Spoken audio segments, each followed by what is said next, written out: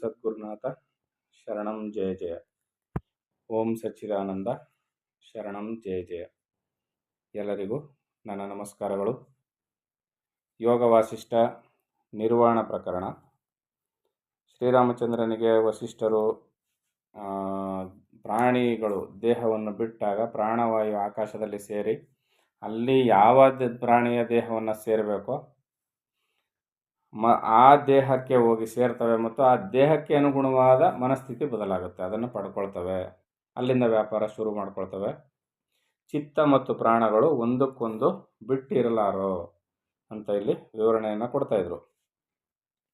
ಮತ್ತೆ ಹೇಳ್ತಾರೆ, ಮನಸ್ಸಿನ ಸ್ಪಂದನವೇ ಪ್ರಾಣವು, ಪ್ರಾಣದ ಸ್ಪಂದನವೇ ಮನಸ್ಸು. ಮನಃ ಪ್ರಾಣಗಳೆರಡೂ ರಥಸಾರಥಿಗಳಂತೆ ಒಂದರ ವ್ಯಾಪಾರದಿಂದ ಇನ್ನೊಂದು ಸಂತೋಷ ಪಟ್ಟುಕೊಳ್ಳುತ್ತಾ ಎರಡೂ ವ್ಯಾಪಾರ ಮಾಡುತ್ತಿರುವು.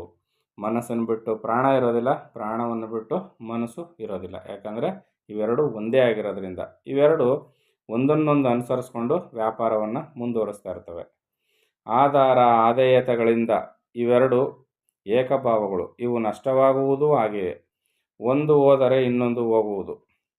ಸ್ವನಾಶದಿಂದ ಅವು ಉತ್ತಮ ಫಲವೊಂದನ್ನು ಸಾಧಿಸಿಕೊಂಡುವು, ಅದೇ ಮೋಕ್ಷವೆನ್ನುವುದು.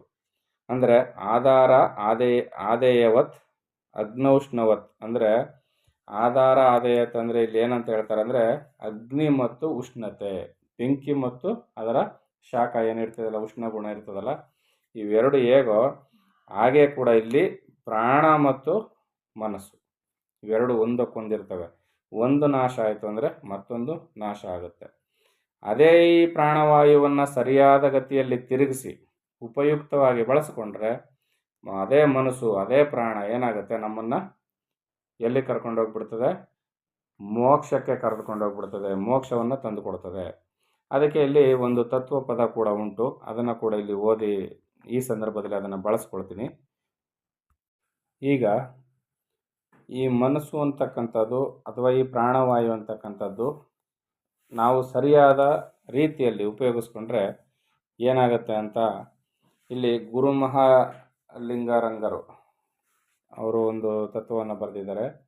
ಮನವ ಜರಿಯಬೇಡಣ್ಣ, ನಿನ್ನ ಮನವ ನೀನರಿತರೆ ನೀನೇ ಮುಕ್ಕಣ್ಣ. ಹೆಚ್ಚಿನ ವಿಶ್ಲೇಷಣೆ ಏನು ಬೇಕಾಗಿಲ್ಲ ಅಲ್ವಾ, ಸುಲಭವಾಗಿ ಅರ್ಥ ಆಗ್ತಾ ಇದೆ. ಮನವ ಜರಿಯಬೇಡಣ್ಣ, ನಿನ್ನ ಮನವ ನೀನರಿತರೆ ನೀನೇ ಮುಕ್ಕಣ್ಣ. ಮನವೇ ಭಕ್ತಿಯ ಮಾಡುತ್ತಿಹುದು, ಮತ್ತೆ ಮನವೇ ವಿರಕ್ತಿಯಿಂದೆಲ್ಲ ತೊರೆಯುವುದು.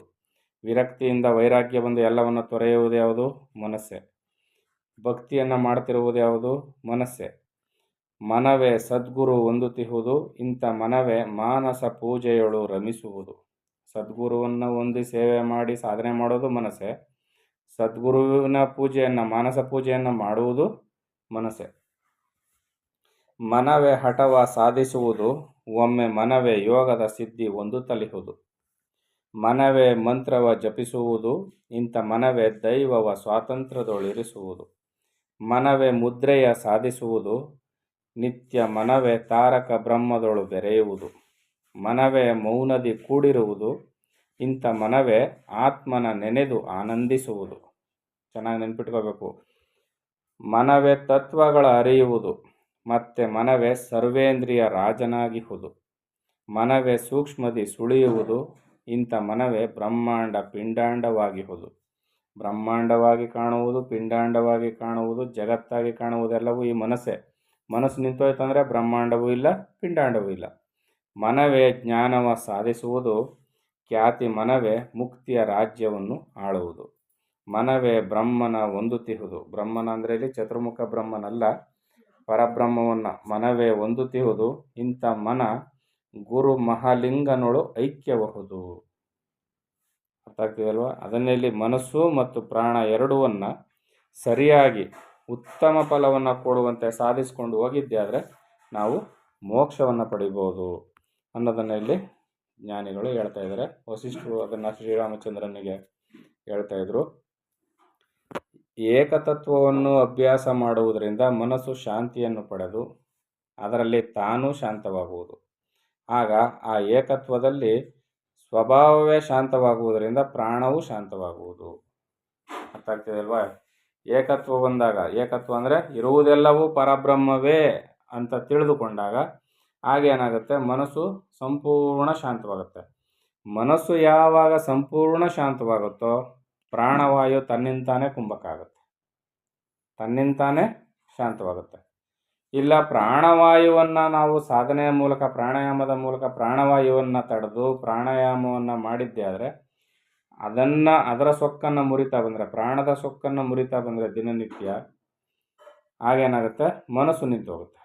ಮನಸ್ಸು ವಿಚಾರದಿಂದ ತಿಳಿದು ಮನಸ್ಸು ನಿಂತು ಹೋದರೆ ಪ್ರಾಣದ ಸೊಕ್ಕು ಅಡಗಿ ಹೋಗುತ್ತೆ. ಪ್ರಾಣದ ಸೊಕ್ಕನ್ನು ಮುರಿದ್ರೆ ಮನಸ್ಸು ನಿಂತು ಹೋಗುತ್ತೆ. ಎರಡರಲ್ಲಿ ಒಂದನ್ನು ಸಾಧಿಸಿದರೂ ಎರಡೂ ಸಿದ್ಧವಾಗುತ್ತೆ. ಇದನ್ನೇ ಇಲ್ಲಿ ಹೇಳ್ತಾ ಇರ್ತಕ್ಕಂಥದ್ದು. ಅನಂತವಾದ ಆತ್ಮತತ್ವವನ್ನು ಕುರಿತು ವಿಚಾರ ಮಾಡಿ ಮನಸ್ಸನ್ನು ಅಲ್ಲಿಗೆ ಕರೆದುಕೊಂಡು ಹೋಗು. ಅಲ್ಲಿಯೇ ಅದು ಲಯವಾಗಿ ತಾನು ಅದೇ ಆಗುವುದು. ಮನಸ್ಸು ಏನಾಗುವುದು, ತಾನೇ ಪರಬ್ರಹ್ಮವಾಗುವುದು. ಮನಸ್ಸು ಲಯವಾಗುವುದೆಂದ್ರೇನು, ಅದು ತನ್ನ ವಿಸ್ತಾರವನ್ನು ಬೆಳೆಸ್ಕೊಳ್ತದೆ. ವಿಸ್ತಾರವನ್ನು ಬೆಳೆಸ್ಕೊಳ್ಳೋದಂದ್ರೇನು, ಎಲ್ಲವೂ ಪರಬ್ರಹ್ಮವೇ ಅಥವಾ ಎಲ್ಲವೂ ನಾನೇ ಆಗಿದ್ದೀನಿ ಅನ್ನುವ ವಿಸ್ತಾರತೆಯನ್ನು ಪಡ್ಕೊಂಡಾಗ, ಸಂಕುಚಿತತ್ವವನ್ನು ಬಿಟ್ಟಾಗ ಅದೇನಾಗುತ್ತೆ, ಪರಬ್ರಹ್ಮದಲ್ಲಿ ಲಯವಾಗಿ ಹೋಗುತ್ತೆ. ಅನುಪಲಂಬ ಉಪಲಂಬ ಅಂದರೆ ಅನುಭವ ಎಂಬ ಎರಡೂ ಅಸತ್ತುಗಳೇ. ಅನುಭವ ಮತ್ತು ಅನನುಭವ ಈ ಎರಡೂ ಕೂಡ ಅಸತ್ತುಗಳೇ. ನನಗೆ ಅನುಭವ ಆಯಿತು ಅನ್ನೋದು ಕೂಡ ಅಸತ್ಯ, ನನಗೆ ಅನುಭವ ಇಲ್ಲ ಅನ್ನೋದು ಕೂಡ ಅಸತ್ಯ. ಇವೆರಡಕ್ಕೂ ಅತಿಶಯವಾದ ಶ್ರೇಯಸ್ಸು ಯಾವುದೋ ಅದನ್ನು ಪಡೆ. ಅನುಭವಕ್ಕೂ ಅನನುಭವಕ್ಕೂ ಬಿಟ್ಟು ಮಿಗಿಲಾದಂಥದ್ದು ಯಾವುದಿದೆಯಲ್ಲ ಅದನ್ನು ನೀನು ಪಡೆದುಕೋ. ಅವೆರಡನ್ನು ಕಳೆದು ಉಳಿಯುವ ಯಾವುದೋ ಅದರಲ್ಲಿ ಶಾಶ್ವತವಾಗಿ ನಿಲ್ಲುವನಾಗು. ಇದು ಅರ್ಥ ಆಗಬೇಕಾದ್ರೆ ನಾವು ಸ್ವಲ್ಪ ಸಾಧನೆ ಮಾರ್ಗದಲ್ಲಿ ಮುಂದುವರಿಬೇಕು. ಆಗ ಮಾತ್ರ ಇದು ತಿಳಿ ಬರ್ತಕ್ಕಂಥದ್ದು. ಒಂದೇ ಒಂದಾಗಿರುವ ತತ್ವದಲ್ಲಿ, ಅರ್ಥ ಆಗ್ತದಲ್ವಾ, ಒಂದೇ ಒಂದಾಗಿರುವ ತತ್ವದಲ್ಲಿ ಭಾವವನ್ನು ನಿಲ್ಲಿಸಿ, ಭಾವನೆಗಳನ್ನು ಚಿಂತನೆಗಳನ್ನು ನಿಲ್ಲಿಸಿ ಆ ಸೋಹಂ ಪರಮಾತ್ಮ ತತ್ವದಲ್ಲಿ ಮನಸ್ಸನ್ನು ದೃಢವಾಗಿ ನಿಲ್ಲಿಸಿ ವಿಭವನ ಮಾಡಬೇಕು. ಭಾವವೆಂದರೆ ತದಾಕಾರ ವೃತ್ತಿಧಾರೆಯು. ಆ ತದಾಕಾರ ವೃತ್ತಿಯು ಏಕಸಮವಾಗಿ ನಡೆದು ತತ್ತೇ ಆಗುವುದು. ಆಗ ಭಾವವು ಭಾವತ್ವವನ್ನು ಹೊಂದುವುದು. ಹಾಗೆ ಆಗಲು ಅಭ್ಯಾಸವು ಸಂತತವಾಗಿ ನಡೆದು ತಾನೇ ತಾನಾಗಬೇಕು. ಇಲ್ಲೇನು ಹೇಳ್ತಾ ಇದ್ದಾರೆ, ಇಲ್ಲಿ ಅಭ್ಯಾಸವು ಸಂತತವಾಗಿ ನಡೆದು ತಾನೇ ತಾನಾಗಬೇಕು. ಅಭ್ಯಾಸ, ಪ್ರಾಕ್ಟೀಸ್, ಡೈಲಿ ಪ್ರಾಕ್ಟೀಸ್ ಇರಬೇಕು. Practice make perfect. ಇಲ್ಲಿ ಅದು ಪರ್ಫೆಕ್ಟ್ ಆಗಬೇಕು ಅಂದರೆ ಅದು ನಾವು ದಿನನಿತ್ಯ ಅಭ್ಯಾಸವನ್ನು ಸಂತತವಾಗಿ ಅನುದಿನ ಬಿಡದಂತೆ ಅಭ್ಯಾಸವನ್ನು ಸಂತತವಾಗಿ ನಡೆದಾಗ ಅದೇನಾಗುತ್ತೆ, ನಡೆದು ಅಭ್ಯಾಸ ಮಾಡಿ ಮಾಡಿ ಮಾಡಿ ಅದು ತಾನೇ ತಾನಾಗುತ್ತೆ.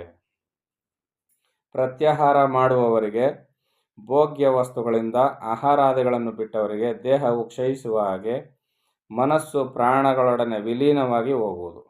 ಹಾಗೆ ಮನಪ್ರಾಣಗಳೆರಡು ಲಯವಾಗಲು ಪರವಸ್ತು ಒಂದೇ ಉಳಿಯುವುದು. ಅರ್ಥ ಆಗ್ತದಲ್ಲ. ಪ್ರತ್ಯಾಹಾರ ಅಂತಕ್ಕಂಥದ್ದು 7,000 ಎಣಿಸುವವರೆಗೆ ಉಸಿರನ್ನು ಕುಂಭಕ ಮಾಡಿ ಇಟ್ಕೋಬೇಕು. 7,000ವರೆಗೆ ಎಣಿಸುವವರೆಗೆ ಉಸಿರನ್ನು ಕುಂಭಕ ಮಾಡಿ ಇಟ್ಕೋಬೇಕು. ಆ ನಂತರ ಉಸಿರನ್ನು ಯಾವ ಮೂಗಿನಲ್ಲಿ ಯಾವ ಕ್ರಮದಲ್ಲಿ ಬಿಡಬೇಕು ಅನ್ನೋದು ಪ್ರಾಣಾಯಾಮದ ಒಂದು ವಿಧಾನ ಇದೆ. ಇದಕ್ಕೆ ಪ್ರತ್ಯಾಹಾರ ಅಂತ ಕರೀತಾರೆ. ಅಷ್ಟರವರೆಗೂ ಸಾಧನೆಯನ್ನು ಸಾಧಿಸಿರಬೇಕು. ಇಂಥ ಸ್ಥಿತಿಯಲ್ಲಿ ಮನಪ್ರಾಣಗಳೆರಡು ವಿಲೀನವಾಗಿ ಹೋಗುವುದು. ಮನಸ್ಸು ಮತ್ತು ಪ್ರಾಣ ವಿಲೀನವಾಗಿ ಹೋಗುತ್ತೆ. ಆಗ ಪರವಸ್ತು ಒಂದೇ ಉಳಿಯುವುದು. ಪ್ರತ್ಯಾಹಾರದ ಸ್ಥಿತಿಗೆ ಬಂದಾಗ ಸಾಧಕನು ಸಾಧನೆಯನ್ನು ಸಂಪೂರ್ಣವಾಗಿ ಮುಗಿಸಿ ಆಗಿರುತ್ತದೆ. ಇನ್ನು ಉಳಿದಿರೋದೇನು, ಧಾರಣ ಸ್ಥಿತಿ. ಆ ಧಾರಣ ಸ್ಥಿತಿಯಲ್ಲಿ 10,000ವರೆಗೆ ಉಸಿರನ್ನು ತಡೆದಿರಬೇಕು. 10,000ವರೆಗೆ ಉಸಿರನ್ನು ತಡೆದಾಗ ಅವನು ಸಂಪೂರ್ಣವಾಗಿ ಪರಬ್ರಹ್ಮವೇ ಆಗಿರ್ತಾನೆ. ಅಷ್ಟರವರೆಗೂ ಉಸಿರನ್ನು ತಡಿಬೇಕಂತಂದರೆ ಸಾಧನೆಯನ್ನು ದಿನನಿತ್ಯ ಮಾಡ್ತಾ ಮಾಡ್ತಾ ಮಾಡ್ತಾ ಆ ಸಾಮರ್ಥ್ಯ ಬರುತ್ತೆ. ಅಭ್ಯಾಸವನ್ನು ಕೈಗೊಂಡು ನೋಡಬೇಕು ಅದನ್ನು. ಆಗ ಅದು ಸಾಧ್ಯವೋ ಇಲ್ಲವೋ ಅನ್ನೋದು ಗೊತ್ತಾಗುತ್ತೆ. ಯಾವಾಗ ಮನಸ್ಸು ಏಕತಾನವಾಗುವುದೋ ಆಗ ತಾನು ಒಂದೇ ಕ್ಷಣದಲ್ಲಿ ಅದೇ ಆಗುವುದು, ಒಂದೇ ಸಮನಾಗಿ. ಆ ಏಕತಾನವನ್ನು ಅಭ್ಯಾಸ ಮಾಡುತ್ತಿದ್ದರೆ ಸಮಸ್ತ ವಿಶೇಷಗಳು ಎಂದರೆ ದ್ವೈತ ಭಾವಗಳೆಲ್ಲವೂ, ಭಾವನೆಗಳೆಲ್ಲ ಶಾಂತವಾಗಿ ಹೋಗುವು. ಅರ್ಥ ಆಗ್ತಿದೆಯಲ್ವ? ಏನೇನು ವಿಘ್ನಗಳಿರ್ತಾವಲ್ಲ, ಆ ದ್ವೈತ ಭಾವನೆಗಳು ಏನಿರ್ತಾವಲ್ಲ ಅವೆಲ್ಲವೂ ಸಂಪೂರ್ಣವಾಗಿ ಶಾಂತವಾಗಿಬಿಡ್ತವೆ. ಇರುವುದೆಲ್ಲ ಪರಬ್ರಹ್ಮ ವಸ್ತು ಒಂದೇ, ಅದು ನಾನೇ ಅನ್ನುವ ಸ್ಥಿತಿಗೆ ಸಾಧಕನು ಬಂದು ನಿಲ್ತಾನೆ. ಇವೆಲ್ಲ ಸಾಧ್ಯವಾ, ಕಟ್ಟುಕತೆಗಳ ಏನೋ ಅಂತ ಒಂದು ಅನುಮಾನ ಇದ್ದಿದ್ದೇ ಆದರೆ ನಾವು ಸಾಧನೆಯಲ್ಲಿ ತೊಡಗಿಸ್ಕೊಂಡು ನೋಡಿದಾಗ ಈ ಅನುಮಾನಕ್ಕೆ ನಮಗೆ ಉತ್ತರ ಸಿಗುತ್ತೆ. ಅದರಿಂದ ಎಲ್ಲರೂ ಸಾಧನೆಗೆ ಮುಂದಾಗಿ ಕ್ರಮ ಅರಿತು ನಿಧಾನಗತಿಯಲ್ಲಿ ಸಾಧನೆಯನ್ನು ಕೈಗೊಂಡಿದ್ದೆ ಆದರೆ ನಮಗೆ ಇದಕ್ಕೆ ಸರಿಯಾದ ಉತ್ತರ ಸಿಗುತ್ತೆ. ಇನ್ನು ಮುಂದೆ ಏನು ಹೇಳ್ತಾರೆ ಅಂತ ಮುಂದಿನ ಆಡಿಯೋದಲ್ಲಿ ನೋಡೋಣ. ಎಲ್ಲರಿಗೂ ಒಳ್ಳೆಯದಾಗಲಿ. ಓಂ ಸದ್ಗುರುನಾಥ ಶರಣಂ ಜಯ ಜಯ. ಓಂ ಸಚ್ಚಿದಾನಂದ ಶರಣಂ ಜಯ ಜಯ. ಹರಿ ಓಂ ತತ್ಸತ್. ಹರಿ ಓಂ ತತ್ಸತ್. ಹರಿ ಓಂ ತತ್ಸತ್.